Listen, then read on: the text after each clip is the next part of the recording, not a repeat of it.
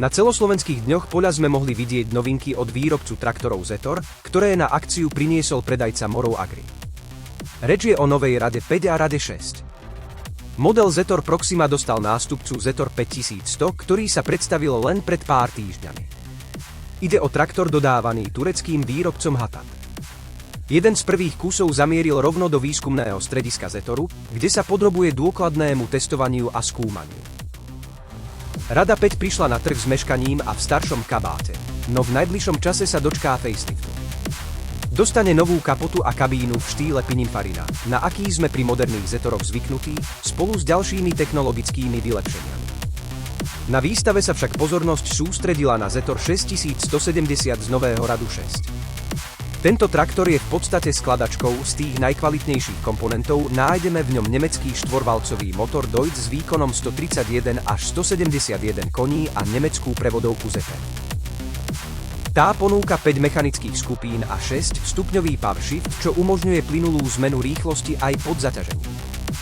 Rada 6 ma zaujala najmä odprúženou prednou nápravou a citeľne priestrannejšou kabínou, než akú ponúkali predchádzajúce modely Fortera.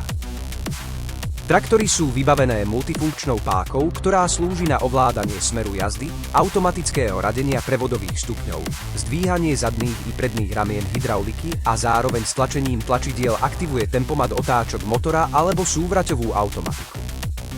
Zaujímavosťou je, že Zetor si pri novom rade ponechal vyklápacie okná na prirodzené vetranie, čo je v dnešnej dobe klimatizovaných kabín veľmi vítaný prvok. Zaujímavé je, že zatiaľ čo u nás na Slovensku a v Česku tieto traktory zákazníkov zatiaľ príliš neoslovili. V Poľsku, Belgicku či Francúzsku už bežne pracujú na poliach. Možno je to otázka štýlu, akým predajcovia u nás techniku prezentujú.